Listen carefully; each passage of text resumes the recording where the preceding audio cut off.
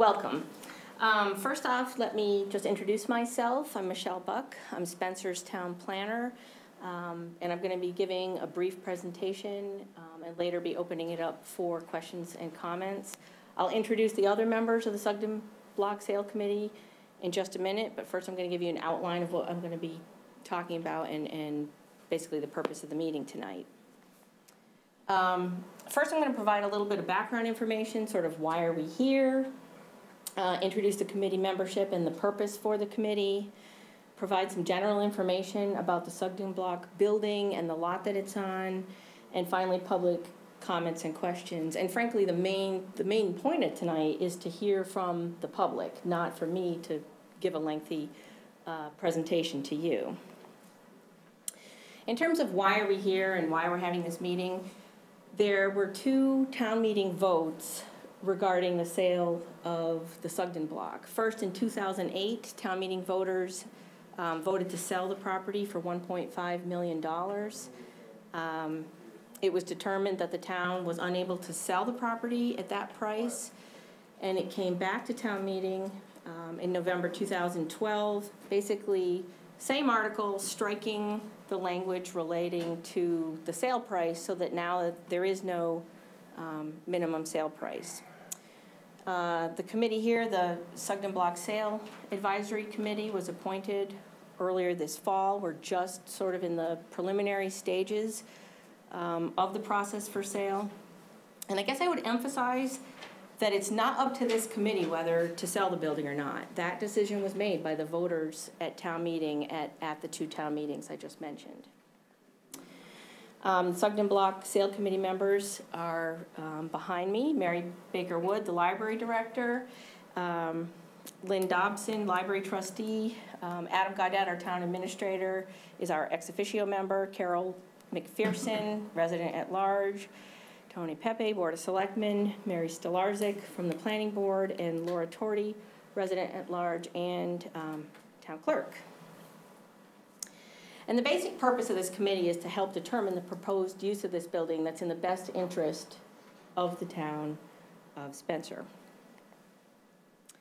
And the selectmen laid out our charge for this committee, sort of our duties and responsibilities of this committee. There's a more detailed handout with the full charge of the committee in the back of the room.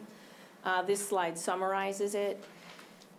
The committee is basically at the first step here, the bullet up here that's in pink, reviewing information about the property, the deeds, the zoning information, plans and studies about downtown and the building.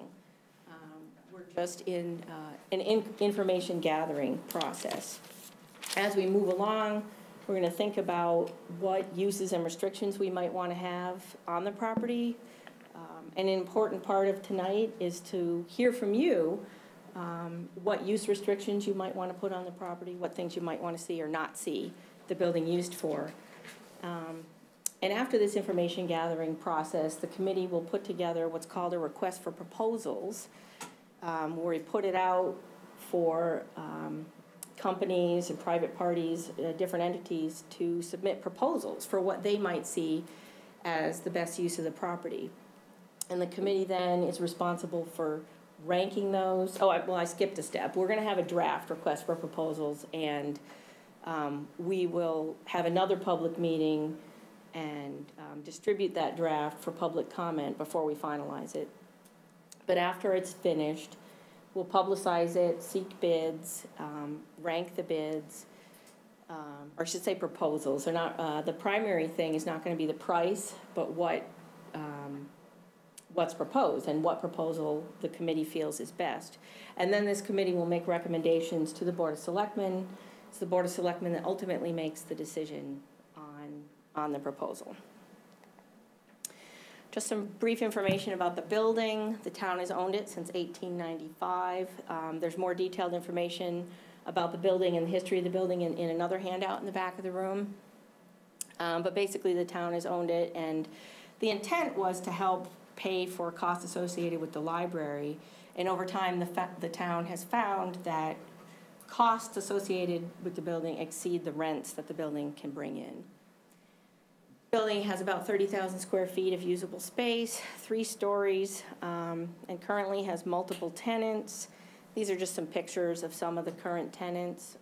Although it's my understanding the town will be losing a couple of the major tenants relatively soon, which is sort of emphasizing the difficulty the town is having in keeping the building rented out and bringing in sufficient funds to maintain the building. The Sugden Block building lot is on a 3/4 acre lot, and that's what's shown here on the left. It's right at the corner of Pleasant, Maine. I think most people are familiar with the building. It's very prominent downtown. On the right is an aerial view. If you're not aware, the lot is actually shared with the library. The library and the Sugden Block are on the same piece of property. This does make sale somewhat more complicated. Either the lot has to be split in 2, or the Sugden Block building has to be sold as some kind of condo arrangement with only the building being sold and not the land under it. Zoning, Tony warned me to keep the zoning information short because it's very boring. But this property is in our town center district. And it's important just in looking at the parameters of what, if we put no restrictions in our request for proposals, what's allowed and what's not allowed. Generally, it allows a wide range of uses. I know this is my one slide that has pretty small print, but it allows retail, residential, office, printing, publishing, hotel, a pretty wide range of uses you would typically see in a downtown setting.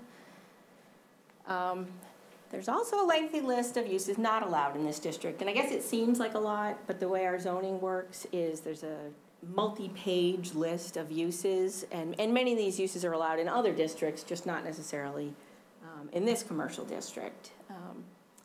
The most recent change related to town center is medical marijuana dispensaries, which was voted on just a couple months ago. It's allowed in 2 of our other commercial districts, but not here, not in this district. In terms of dimensional requirements, this district is very flexible. There actually is no minimum lot size and very small setback requirements. We could run into some zoning issues if the lot is split in 2 because the building would exceed maximum building coverage and maximum impervious surface coverage if the lot was split. I'm sure it exceeds it now. It would only make the situation worse. Parking. This is a question I've gotten a lot about the parking, but it's really less of a zoning issue than it is a practical issue. Our zoning bylaw has specific numbers of parking spaces required for each particular use. You know, retail requires so many spaces, office requires so many spaces. But in this district, the permitting authority has a lot of discretion to waive that and take into consideration on-street parking, public parking lots in the vicinity, et cetera. So the main issue is really a practical one, and it's going to limit in some ways what entities might be interested in purchasing the property because there is limited parking available to the site. And in summary, as I mentioned before, this committee is really about the how of selling it, not the why. The town already voted on that at 2 previous town meeting votes. The Sugden Block Sale Committee is currently gathering information to prepare a request for proposal. We're still in the very preliminary stages of that, but we wanted to keep the public informed, and that's why we're having this meeting tonight. And the main purpose, which I guess was just saying that, is we want to keep you informed of the process and learn from the public what you want to do for the building and what things you want us to take into account as we move forward on putting together an RFP. That I will take questions. We have a few people here, so I'd ask you to keep your comments relatively brief and make sure leave time for everybody, and I'll probably will need help from committee members answering some questions. Go ahead. Kurt Nordquist, Dale Drive, Spencer. I've been in town 40 years. We used to make money for a library, but like everything it goes up, the town has not kept up with renting the property, I blame them. Also, the town has stepped up to the plate, put an elevator in there, brought things up to code, so we're doing our thing. That last town meeting, that was 1.5 million. I was the one that made that motion for 1.5 million, because that was gonna be sold for $100,000. And I'm gonna tell you, that's God's honest truth. I got a second on that, so that was in there. The whole thing is, and I hate to, I'm gonna tell you right up front, I go to all meetings, public comment. They don't seem to go nowhere, but anyway, here I am. I was on the zoning board with Mr. McPherson for a number of years, so I know what the problem is. The town has owned it, we pay no taxes, we pay no income taxes, we take the money off the rent. When you're gonna sell it, the person who's gonna buy it, I don't know how he's gonna make it. I mean, let's be serious. The whole thing is the cat in the bag is that they wanna take the land across the street from the bank, take it off the tax rate, use that for parking for Sugden block. Because whoever buys it, whether zoning comes into play or not, there's no parking there. It's parking for 3 cars. So whoever buys it, parks there. You can park in the Sugden block, the Price Chopper lot. You can park in the bank lot until that's sold. If it is sold, if it ain't, you can park there. Other than that, it's useless to anybody. The town's exempt from zoning. So the plan was, and I think it's still on the back page, they're gonna sell it for whatever they get for it. I hope they go off RFP and get some real prices, not backdoor deals, and sell it, and I'm all for making money. The thing is, we take the bank land off the tax rate, they're gonna be parking over there, and a few cars from town are gonna use it. The bank will have to find their way. And that's what it's gonna come to. We own 2 other pieces of property, which are not on the agenda tonight. Pleasant Street School and Cherry Street Fire Station. They've been gonna sell that for 10 years. We still haven't sold it. So we ought to put that in the mix and sell that, and I'm gonna bring that up at the town meeting. We put an amendment to a motion, they sell those 2 properties if they wanna get money. They talk about, that's all we do. So I've been and I did that, and I have no problem selling it, but this is the underhanded deal that we're gonna take the land across the street. And that's what I'm opposed to. It's taxpaying money gonna go into subsidize this thing. So let's be honest and tell the people what it's all about. Thank you. Thank you for your comments. Any other comments or questions? Bob Seppi at Marble Road. Kind of follow up on that part. You gotta make some kind of presentation that shows it's profitable. No one's gonna buy it if you're telling us that it loses money every year. I know the town's probably not running it the best way, but you gotta show somehow there's some profitability in this building from the rents and to make it enticing for someone to even live. You know, and also you have to kind of tell us what's gonna be required. If it's not sprinkler done, we're gonna have to put sprinklers in it. There's not, you know, there may be other things that are required once a private person owns it, the town's gonna wait from not having to do.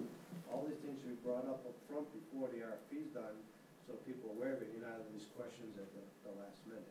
So I think it's important that, like Kurt said, you gotta make it inviting to even get someone to bid on this thing. And how you do that, you know, I don't know, get some investors involved or some people who do appraisals and try to come up with your RFP explaining how this can make some money. Otherwise, no one's gonna bid on it. That's a good point. And one of the things, the committee hasn't discussed this yet, but one of the things that the town administrator had mentioned to me was that we should consider having a more detailed look at the building. There's some older sort of preliminary looks at the building in terms of the infrastructure serving the building and how well that has been maintained. And it might be a good idea to do a more detailed look at that before we go forward, so we have a better sense of what costs are involved. We have some kind of building inspection or home inspector type thing done ahead of time. Whoever wants to buy it's gotta wanna know the condition. So if you present that up front, it helps save a lot of questions and makes it easier. Does anybody have any comments related to what uses that you'd like to see in the building? or what uses you would not like to see in the building. That was one of the things that, you know, the committee's trying to get a hold of in terms of putting together an RFP. I don't understand the question. Don't the zoning bylaws already set those parameters? Yes and no. I mean, the zoning has what's allowed and what's prohibited, but the committee can narrow that if they want. So we can choose our buyer? We can put in the restrictions on the sale that says we're, you know, even though the zoning allows this, we don't want to allow this particular use. I'm sorry, but it sounds like you're going to make it as unattractive as possible and then sell it. I don't think that's the intention at all. Right now, we're just asking the question. Are there things that people in the community want to limit it? Right now, I mean, we have open minds right now. We're just looking into the process. And the reverse is true. Is there something that's not allowed in our town center district that people think that we should include, you know, which that would require a zoning change. So we're just trying to gain information. We're not trying to restrict it. Alan, did you have a question? That was my comment. The uses are allowed. I don't understand why you'd want to restrict. Unless somebody can give me a good reason, I wouldn't understand why you'd want to do that. Okay. I really think parking is the issue over here. I don't see how anybody's gonna buy that building without some kind of designated parking. It's just not gonna happen. I think you're gonna have to take the west side of the lot on the corner, and you're gonna have to devote so many spaces to that building. The way it is downtown, everybody shares the parking, and it seems to work until there's a problem. I don't know how many people remember around 1990, the state was going through a building boom, and I forget who the owner was of the shopping center, but it was filling up, and so they told everybody to get out. And basically, all the merchants on the south side of Main Street were parking over there, and they all came up here and were complaining, and there was nothing nobody could do about it. So the way I see it is, unless there's a problem, I think all the parking spaces in town get shared. But when push comes to shove, you're gonna have to tell somebody, X amount of spaces are gonna go with the building. I don't know how else you're gonna do it and get somebody to step up to the plate. And I think that holds true for the rest of the downtown district. Mm-hmm. If you see what took place on Mechanic Street, where next to the post office, that parking works for everybody in that area. I think the same thing should happen over here.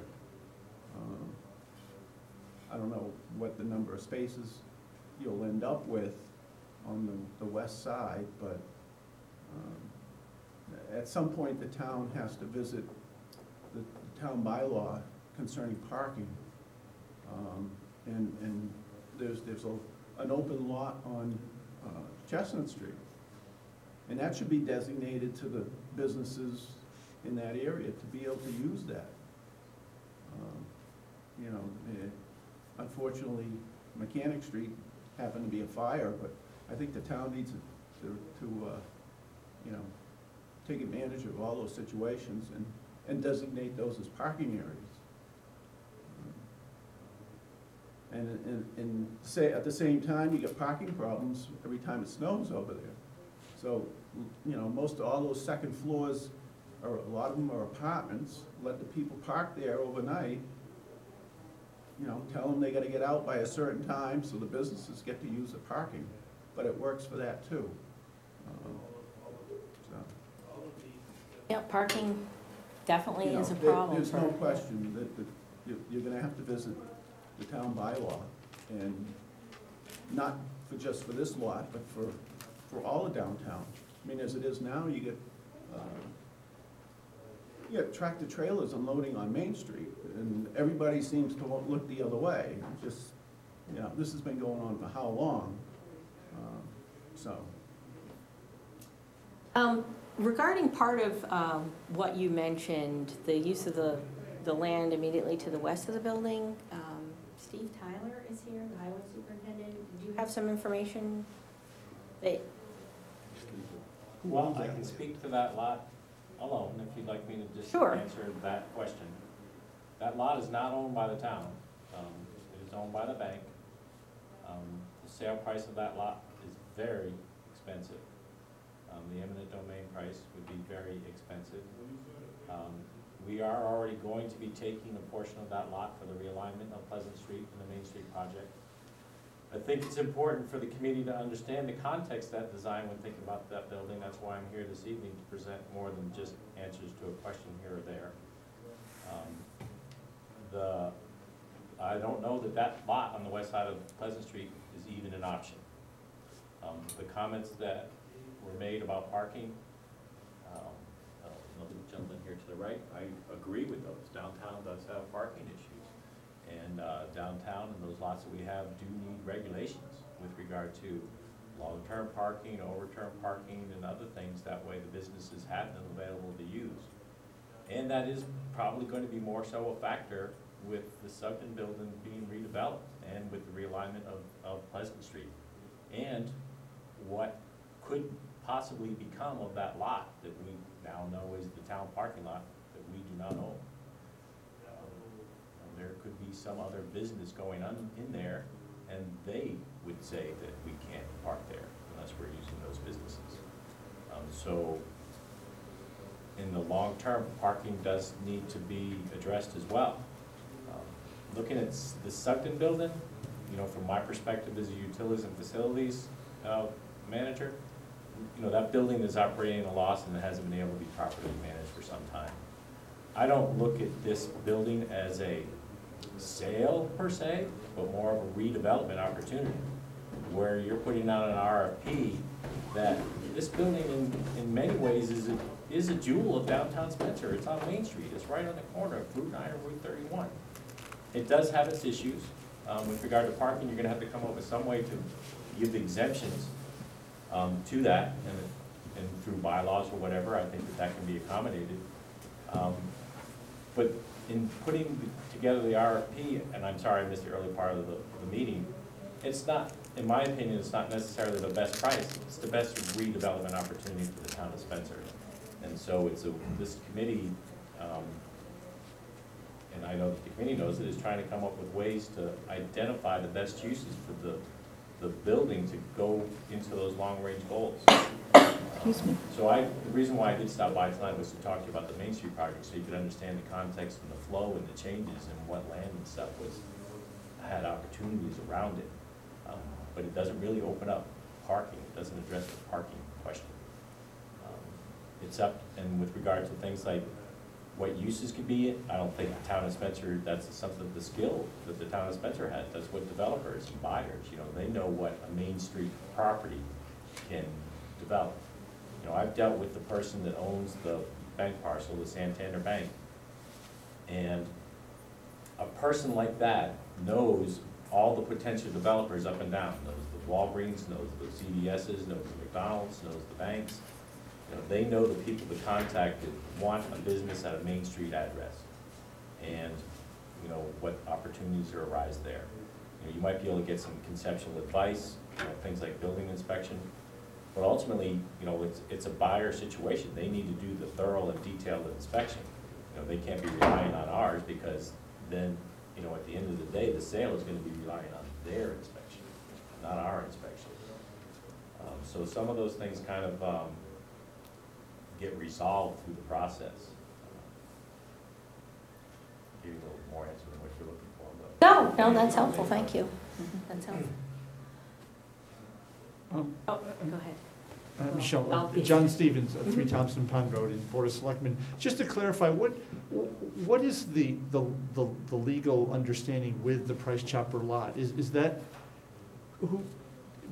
everybody downtown uses it, but in fact, it's, you know, that people have been asked to leave in the past. I was not aware of the situation in 1990 that Ellen was referring to, where they felt like the merchants on the south side suddenly had the prospect of no parking. I wasn't familiar with that. So is it just, we use it at their pleasure? Is that the understanding? It's not a problem as long as it doesn't fill up. That's the way it's been. I see, But they do own it. I see. Does that answer your There was- question? That's interesting, yeah. It's, At the time, I They believe should there was vulnerable.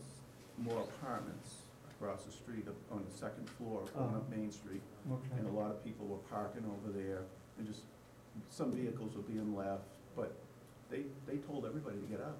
Hmm. And they owned it, so. Just to get back what Alan's saying, the town is exempt from zoning, so as long as we own that building, we don't have to meet any zoning bylaws or any parking laws. We are exempt from that. So when we sell it, then it goes on to new guy. Now, I think right now it's every business it has to have 2 cars, so they can't even have 6 places without making zoning. The library in back owns the majority of the parking lot. I think they own 4 spaces. I think the Sugden block has 2, over by the dumpster and 2 others. So they're off to a bad start. We use the Price Chopper lot, that's owned by a private company. That's why they meet the zoning over there. The bank is a public, they meet the zoning over there. We don't have to do that. I also want to say is, we cleaned up about 15 years ago, a contaminated spot on the right-hand side facing the building where our house is. I think the town spent $70,000 for oil contamination. The town cleaned that up. So the town has made a dedicated effort to do it. The handicap, that was taken care of. They refaced the front maybe 8, 9 years ago, all those nice signs, and that's a good thing. But what the gentleman said, Mr. Sepio here, I think we ought to go out and sell their space. Sell that space for people to come in there, whether it's apartments upstairs, high-end apartments or something, or whatever. We still don't, we have to meet the zone because we're town exempt. And that's the whole key. What Alan was talking about parking spaces, we got land down on Elm Street. Who's gonna walk from Elm Street up to town? Nobody. Who's, over by the post office, they took that's for parking for a post office and people going down there. Other than that, the people are not gonna walk 20, 15 minutes to go downtown. I don't do it, and you ain't gonna do it. So we took that land off the gas company because it was contaminated. That's why we took it, really. But we should really try to sell that as a usable piece of property. There's been lawyers in there, there's been senior men up on the top floor. I forget what it was when I first come here. I call it the old man's club, not to be vicious, but that's what it was. And it was all rented out. But I think the town, whether we rent it for less money, but we rent it out and get something for it. We keep the idea that somebody gave it to the town. If somebody else wants to give some land to the town, they're gonna say they're gonna sell it. Why do you wanna do that? I might as well sell it myself then. I mean, we're really in a predicament here. And I like to see it, it's a landmark, it's on the historical register, and to dump it for peanuts, that's what we're gonna get for, peanuts. It's a shame. No, it's a shame. I just want to clarify one thing and reiterate, I did mention earlier, the parking is more of a practical issue than a zoning issue. I mean, you brought up the issue of a municipality being exempt, but the zoning is very flexible in the town center district, but it's more of, saying again, the practicality of it. Alan, did you have? Yeah, I was under the impression that Sugden and the Sugden block and the library were on the same parcel, but they aren't? Is that- They are on the same parcel. They are. Yes. So if you decide to sell the Sugden block, you're gonna create a more non-conforming use. I don't know how you're gonna deal with that. Well, it's complicated, and you're getting into a sort of a complicated area of law, but A parcel like this that has more than one structure on it, if those structures have been there since before the subdivision control law was adopted, you can legally split the lot in two. I mean, there are sort of some complex issues of what happens later, but if the structures stay there, it's not a problem. You can in fact split the lot in two. And who gets designated the parking? That's one of the questions that has not been answered yet. I know you brought that up the other day at the Zoning Board of Appeals meeting. We're still early in the process. We haven't decided that issue. And that's something that we have to think about. Nobody's actually drawn where a line might be. Does anybody know what the eminent domain price is for the property on the corner? Which, the bank lot or Yeah, where the bank lot. relocated, I do not know that. It would be somewhere near market value plus lawyer fees. What would you think? Market value? Yeah. I would guess somewhere in the range of 800 to 1.2 million. And the actual value to the owner is probably somewhere between 1 and 2 million, and so he's gonna fight for anything below very high price. Would there be grant money available for something like that? I'm not aware of any land taking grant money, on a project of that nature. Yeah, I don't. Typically, grants exclude the right-of-way acquisitions. Kurt? If I can answer Steve Tyler in Chico's question. On that there, we moved the road, that's gonna be federal grants or state grants. But we have to pay the cost of taking the land and doing all the easements and all that. That goes on the town. So it's not a free ride for $4 million. We gotta pony up some money here. And that's the problem I'm having. I mean, everybody's in a tight situation in today's economy. And I talked to individuals as well. That's $4 million we're gonna get for a grant. He didn't tell me, which I knew. We're gonna have to take the easements, we're gonna have to take the land, we're gonna have to do all this here surveying and all this and that. And before this even goes, if we don't do it, the state and federal are not gonna give us $4 million because we're the town of Spencer. So get used to this, people. I mean, there's hidden factors here again. And I'm not against the sale, but we should really be out in the open here about what's going on. What seems to be your expectation for sale price? I mean, relatively.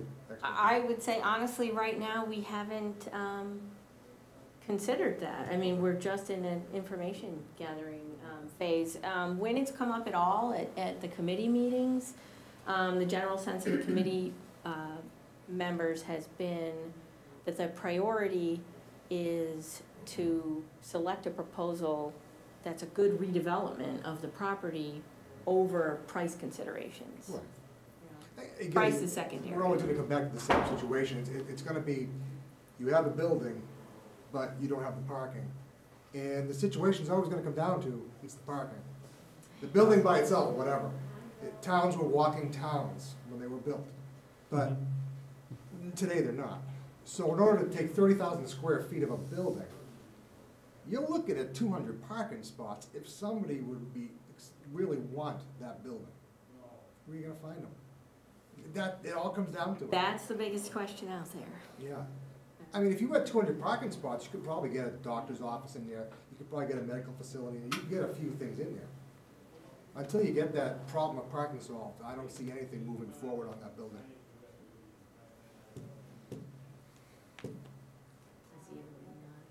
See if I can do this.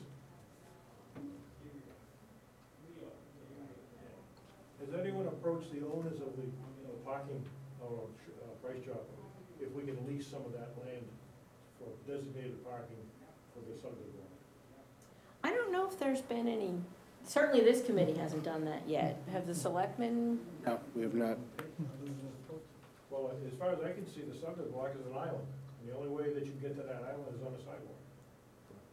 And I hate to say it, but either tear it down or find some parking, and the way to find parking is to investigate. I mean, you're not gonna tear down the buildings across the street to make a parking lot.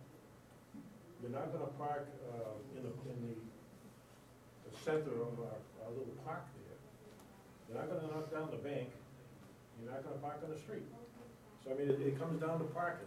You find a way of parking in the facilities that's right there, lease it, a 10-year lease, 100-year lease, whatever you can maneuver. Once you get that established, then we can talk about what you're gonna do with the building. Yeah, I'm hearing that loud and clear from the people tonight about the parking. Tear down the bank and have them move into the Sugden.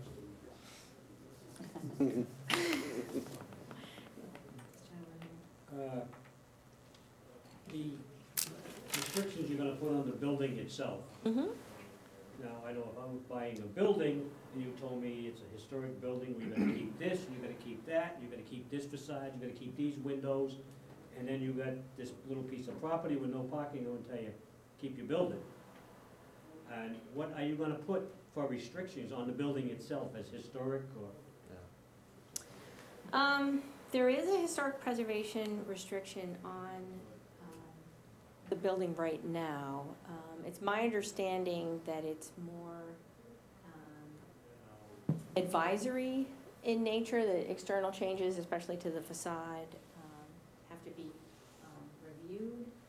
I think as we work toward putting together an RFP, I'm probably gonna want the town's legal counsel to look at that historic preservation restriction and advise us on how that works with the sale of the property and what restrictions would apply.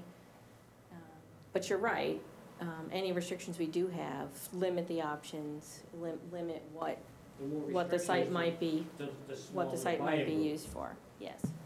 Okay, and then one more thing on parking. Mm-hmm. Mr. Tyler said they were gonna maybe take some of that land to reroute 31. And Tony perhaps could tell us, they did discuss in front of the library after they took that land, making a little common. Well, maybe that should be a little parking lot now instead of a common. Yeah, I mean, it's my understanding that no decision has been made yet. No, it hasn't. That was some of the designs. Right. There was a design Yeah, of a there's no common, decision. I think, once they moved 31. if It's they my do that. understanding that at the present time, it's right, it's thought of more of as a, landscaped area. I don't know, I mean, it's, Steve here, has parking even been considered for that little corner? It's a pretty small space. It's a very small space, it has been discussed. It looks like you might get 2 or 3 parking spaces out of it, which seem fairly useless as compared to the value of a common to the building. And that 2 or 3 spaces assumes you can answer the question as to logistically, how can you turn in and out of that? Right. 3 parking spaces. What are the operating costs right now on the block? I looked at information for in the selectman's office for the current fiscal year. Through this week, $22,500. I don't have a good sense yet if that's, typical or if that's highly variable from year to year. But those were the numbers I had for this year, with utilities and some minor Because repairs. it's owned outright by the town, it's owned outright by the town, so there's no mortgages on it whatsoever. Correct. Correct. And the building right now brings in about $5,000 a month total in rents from all the tenants. What are the expenses again? 22.5. From July through January. Mostly utilities, That was 6 months, a little over, but yeah. so you have 50,000 expenses and 60,000 in income. But all the units aren't full, and if they were, that would boost that up, and I think a lot of people either won't come in there or are leaving because the pending sale of the building, that's why Twisted is leaving, and some of the others. So if it was full. Well, I think you raise a good point that I think, unfortunately, because of the uncertainty involved, because of these town meeting votes, that has affected the ability to rent the property, although it's my understanding that historically the town has always had difficulty, and you can correct me if I'm wrong, but there's always been some difficulty fully renting the building. And on top of that, we were, what was not in the history there on the town floor meetings was before the agreement to sell it for $1.6 million, we were turned down on a request for repairs to the building. So it's just we're in a situation where we can't afford the upkeep that will be needed as well on that building. And the town itself is not a good landlord, I don't think. I don't think it's a business we should be in.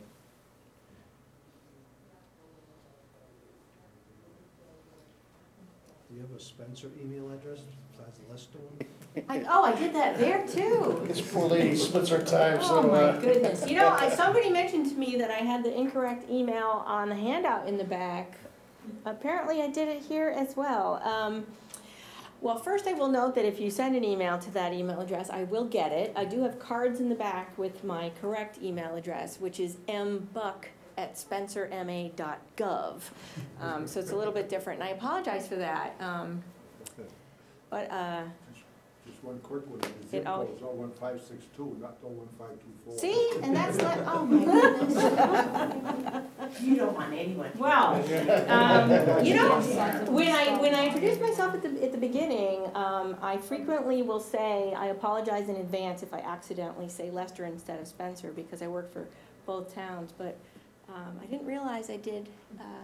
As long as your heart is with us. Yeah, my heart is with you. What did we come up with for renovations to that building to bring it up to code, to get anything in there as far as usage? Or is that gonna be up to the tenant? Is it a triple net lease on the place? What is it on the place? I How are don't you think, leasing it? How are you leasing it right now? I don't have the particular time, I don't. the lease arrangements. I certainly could get that information for you if you. I'm just wondering if you're gonna use the facility, if you're trying to look to redevelop this facility, what would it cost to bring it up to a code situation where you can redevelop it? That's all. Well, and that's part of what I was mentioning, you know, the town administrator had suggested that we perhaps seek funding at the Springtown meeting for more detailed analysis of the building, to be able to answer some of those questions in more detail. Is that good, is that bad money after good money after bad money? I'm sure. Yeah, that's the. Is it, what's the scale on that? I don't mean, know again, this time. you're trying to find a business that basically is like, okay, like Twisters was in there, okay? That's fine, it was a drop-off business.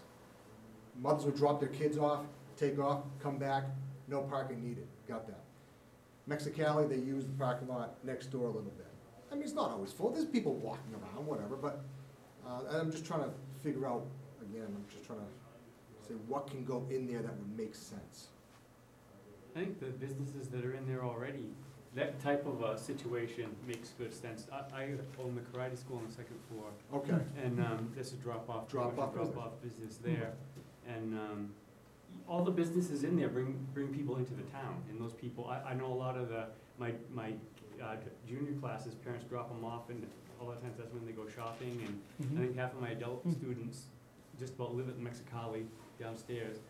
But a lot of the businesses there are kind of a drop-off business, and you know, it gives people a reason to come. The counseling business, you know, counselors on the second floor, and curves, you know, that's not so much a drop-off, but it brings people into the town. That's what they're coming in for. And I was even thinking, like, even if you made that such like an antiques center, I know, you know, Sturbridge is big with antiques, but say you made a building with an antique center. Okay, so now you're not relying on 200 parking spaces, because you're getting in and out, in and out, in and out. They can fluctuate through the town. So for that, I think you're very restricted as an office building. So it's gotta be something that people can come in, come out, but, I mean, you have to maybe present it as something. Like I said, it's an antique center. I always said, look, wow, you go there, that's it. That's where every antique is in Spencer. So you gotta give it a destination, maybe, is what I'm trying to say. So are you saying that even sort of in an RFP, we should try to focus on a particular use?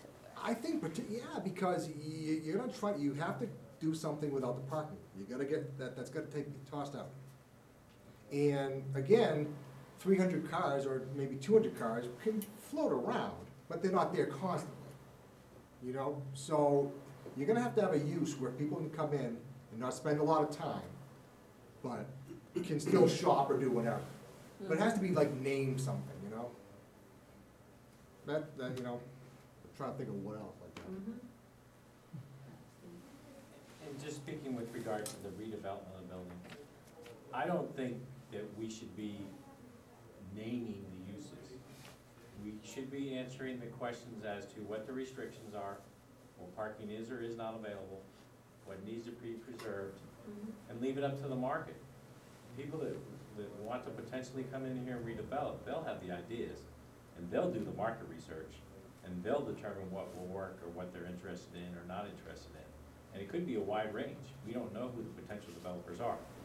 In the last year, there was someone that came in that was looking to put, was it an ice cream shop in there on the lower floor? Yes. And they were looking to put a substantial amount of money into the building. My recollection is greater than $100,000. Does anyone I don't agree or recall. disagree? Something like that. And they may have also been interested in buying the building, but we are so far off from having this committee formed or what the rules and so forth were, that they just basically walked away and we haven't heard from them since. So to get back into the RFP aspect, I think it's important that we put something together as quickly as we can to see what the interest is. We could receive any number of RFPs and the answer to all of them is no. Just because we receive RFPs, that doesn't mean we have to pick one. And through the process, we could gain an understanding of what other questions might be out there, what might better, if we had to do it again, what additional answers do we need to formulate to move this building? As far as talking about sale price, it's redevelopment, is what does it bring into the town in the long run? Me as in my position with the town and as a citizen, I don't expect to make money off of this building. I'd like to see something that comes into and it's a cornerstone. It's right there on Route 9 and Route 31 in a very attractive building, and just see what the proposals are. You know, what uses could go in there. You know, it could be correlated with the Sugden building right now. Excuse me, I meant the Sugden library, and what I mean about that is the lot. You could include in the RFP, this is the property line. What can you propose for parking and so forth? The library needs to have, at the end of the day, this number of designated spaces. Can you redevelop that lot and do a little bit better than the way it is right now? Can you get 5 or 6 more lots? Can you build a retaining wall right on the property line and increase the size or capacity of that lot? Can you build something over the top of the culvert in that green space? You probably don't want to go all the way out to the curb, but that type of stuff, you know, would be what this RFP eliminates. Maybe if you let them go down into that, I'll call it alley or green space, you know, enough to put a couple of cars in there where the dumpsters are, or put the dumpsters in there and turn the lots a little bit different way, but let the site developers and the people that do this every day, you know, look at the opportunities for that building and what they think could not go in there. And then they get evaluated through this committee in the public process. And the public says, no to 3 of them, maybe to 2 of them, or no to 5 of them, you know, and we start over because we just didn't like the results, or maybe if we have more information, or give a little more, like designated parking here or designated parking there, maybe we can get something else. It's just, I don't think we can answer all the potential questions that might be out there. I think it's important to get the thing out into the marketplace and to find what the town wants, what the people want, what they don't want in there, you know, what they want preserved, and establish that criteria for the RFP, and then see what comes in. So I think it's more important than saying what you don't want in there versus what you want in there, and what, you know, what you want to preserve. That makes sense. Did other people have any comments or questions? Michelle, just a question, just, you know, back to some of the information gathering. Has the committee or someone spoken with the, even though it sounds like we're about to lose a couple of the current tenants, spoken with the tenants to get their ideas, or on the building. I've always been intrigued with the fact that it seems to have clustered some physical fitness-related activities. Is that the location? I mean, as this gentleman, did that happen sort of just naturally? It was Did you kind guys of a recruit each random- other? Or? Yeah, no, it was a natural thing. Was? Yeah, it just happened that way. Do you serve each other better by having similar activities together? Is there a sort of spin-off you We enjoy? don't really, like, try to get together and, like, advertise together, anything like that, although, the small group fitness has approached me. But it does, with the children and adults coming in and out, there's some crossover, you know, Mhm. some, they're there because they're bringing so-and-so upstairs, but one of the kids wants to do karate, or one of my mothers wants to do the small group fitness thing. Yeah, so it does, we do play off each other. Yeah. Getting to your question, I mean, the committee has made sure that all of the tenants are aware of this process. Mhm. Everyone received individual notice of tonight's meeting, and we've made ourselves available for any questions. Can I just note one more thing, and then I'll get to you, Kurt? Just to let you know, I mean, this committee is meeting regularly, once or twice a month. Our next regular meeting is next Tuesday, and those meetings are open to the public. I mean, this was obviously more of a public forum designed specifically for public comment, but we are meeting regularly. We'll always, can take comments at any time throughout that process. I just want to add, I hear the gentleman talking about downtown, the house next door is being Dr. Fowler's, there's a hairdresser there now, she's fixed up that property. She's really the same boat, there's no parking there, but they park in the Price Chopper and wherever.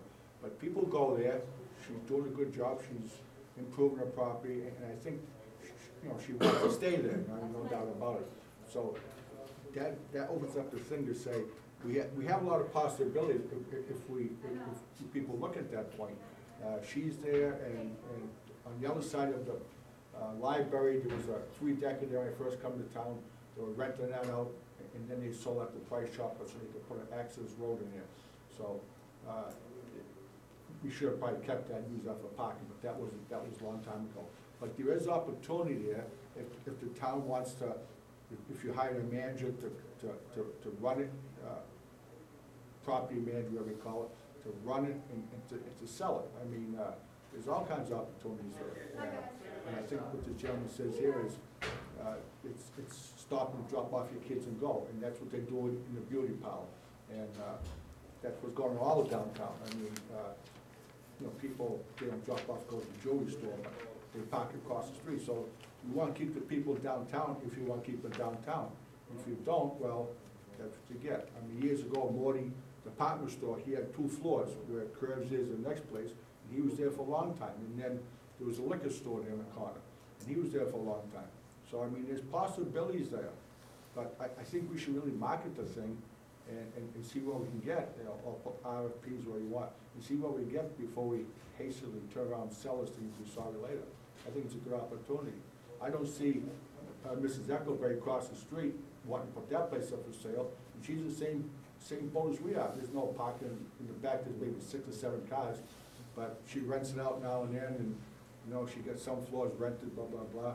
But that's not for sale. If it is, it's quietly, but she keeps that property, and so I think the opportunity here is we could really look into it to see what we can get out of it before we dump it.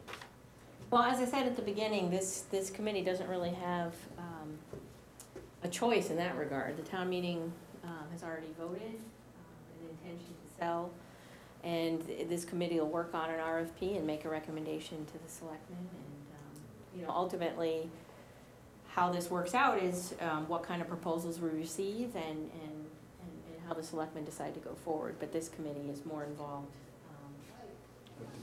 in getting the word out. To get back to what I said, 1.5 million, that was put in there because they were gonna sell that for cheap money. And I know for a fact, because the players were there, so it's not a story time. But if you gotta sell it, we get the best buck we can, but that wasn't the deal at that time. It was sell it at town meeting for what we can get for it. Well, the deal was 200,000, and it was a shame. So that's why I had to make the amendment on the floor in the past, and That's what the people think that it's worth. Now, if you tell the people it ain't worth that, go back and tell them. What you're saying is the people vote to sell it for 1.5 million, not for 200,000, whatever. So go back and be honest about it. Tell the people what you're gonna get for it. See what they vote for. Just one more question. Was it 2009 that they came up with a redevelopment program for downtown?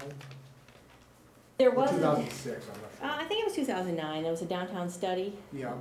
The Cecil report, is that what you're referring to? I'm just Yeah. referring to what did we end up coming up with as far as a look for downtown? Because sometimes I believe that has an effect on who wants to buy that building as well.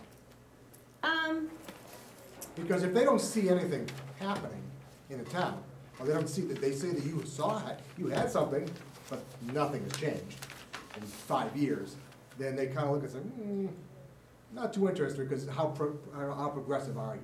Right. There were a number of recommendations related to the downtown, a lot of them related to roadway improvements, infrastructure, some landscaping. I know the town has been successful with some of the transportation projects getting underway, which Steve Tyler has more of the detail on, and one of the major things that we'll be getting underway. Not as in the far next- as redeveloping like a look A for the look. town. Yeah, there were, I mean, I haven't looked at that plan recently, but I know there were recommendations related to landscaping. Okay. Those are probably moving slower than some of the other. Because you look around, there's a lot of towns around, and you're driving through, and you know, it's like, okay, they're redeveloping that, you're adding a back to downtown look, the way it used to be in the 40s and 50s. And that's, I think that's important as well, if you're gonna bring, again, an investor in or somebody else. That's a good point. Brandon, Do did you you? need your keys? I wanna lock the office door. I do need mine. Those are the wrong keys, though. These are the ones. It failed. No, I'm not gonna fix up, they're gonna pay more taxes. Oh, okay. That's what it was. Do all that there. Yes, because these are the keys to my house. All right, I guess we're gonna wrap things up at this point, unless there's any final questions? One more question, Yeah. Michelle, when it comes to getting ideas and all, is it, I don't know what, you know, what the formal process is, or if, you know, I realize it all has to be very much out in the open and all, and I don't know what kind of invitations or announcements you have to make, but are there commercial real estate groups that could be invited in just to offer ideas or comments, just, you know, presented with our situation? Or do you really wait for a response to the RFP? Can you get someone to help you sort of consult on how to approach it? I think that's a good suggestion. I don't know what the landscape is with real estate, but I'm sure for people in the business, there are probably, you know, groups one might turn to. But I feel like we're looking for ideas, but you really have to look at you really have to talk to the people who see these things and. We do have one realtor on the committee, but Yes. we can. Yeah, I was aware of that. So are there groups you might turn to or invite in just for, you know, for a response to our challenge? I think, again, we're still so at the beginning, Mm-hmm. that I think that's ultimately Andy and Fraser. I think it's a great idea. I think it'll be fascinating to hear. That was, she kind of answered my question. I wanted to know, was there going to be an appraisal, is somebody coming in to assess the value of the building? And when would that be done? I don't think we've decided that yet. Any other questions? Just a comment. Sugden block aside, if the corner lot was developed tomorrow and the downtown lost all those spaces, what do you think would happen to all the businesses on Main Street? Where are all these people going? There's probably, my guess is there's 35 plus cars in there every day. That's a difficult question to answer, and that would definitely have a negative impact on the And downtown. we're not, you know, that's not even counting the Sugden block. I don't know how you're gonna do this without going after that piece of property. It's all about preservation for downtown. And That is an important parking resource for the town. Thank you all so much for coming, and feel free to send comments to either this email address or my correct email address. I'll get it either way. You can also call me in the office here. And thanks again for coming on a cold night. Thank I'm you. just wondering,